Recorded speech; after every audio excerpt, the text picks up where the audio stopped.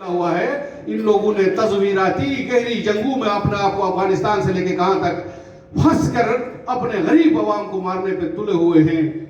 وہ آپ کا کیس نہیں لڑ سکتے. اس لیے ان کو بھی چاہیے یہ ذمہ داری کم از کم گلگت بلتستان اور ان کا 2 یونٹوں کا اپر ہاؤس ایک کر کے پھر 4 یہاں سے ہی کشمیر سے گلگت بلتستان سے سفیروں کو اقوام متحدہ میں اور اپنے ملک میں سفارتکاروں کو دیں. کم از کم یہ تو کریں کہ اپنا آپ کیس ہار رہے ہیں.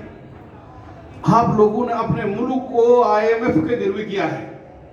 وہ سوال جو طبقاتی سوال ہے وہ شدت کے ساتھ بڑھ رہی ہے. جب اس سوال کو ہم نہیں سمجھیں گے تو ہم کل ایسی آزادی بھی حاصل نہ کریں. اس سے کیا کریں؟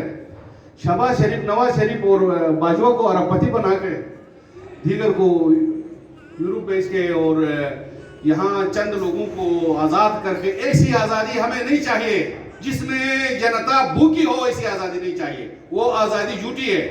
اس لیے ہمیں نظریاتی بنیادوں پر، سوشلسٹ بنیادوں پر کوئی بھوکا نہ سوئے، کوئی جناب بغیر مکان چھت کے نہ رہے. ایک ایسی ریاست کے قیام کے لیے ہم بات کریں گے، ورنہ کوئی اشرافیہ کے لیے ہم اپنا خون بہانے کے لیے تیار نہیں ہیں. اشرافیہ کا تو گردن پکڑنے کے لیے تیار ہیں، تب جا کے ہم کچھ کر سکتے ہیں. ہمیں اشرافیہ کا گردن پکڑا ہوگا.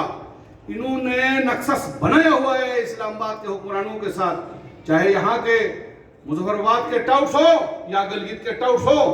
جا کے ادھر محلے بناتے ہیں، جائیداد بناتے ہیں. اپنے جو اختیار کو یہ جو ان کو ملی گئی ہے، جو امانت صحیح عوام کی، اس امانت کے خیانت ہے، خائن کر رہے ہیں. تو جو ہمارا گھر کا دشمن ہے اس کا سب سے پہلے چہرے کو سمجھنا ہمارے لیے بہت ضروری ہے. ساتھ ہی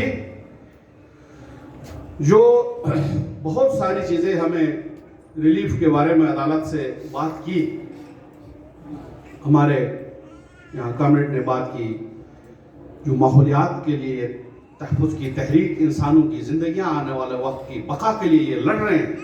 یہ دریا بچاؤ نہیں، یہ انسانیت بچاؤ مہم ہے. اگر اس کو تھوڑا بڑے پیمانے پہ دیکھا جائے، اس کو ایک دریا کے اندر مرکوز نہ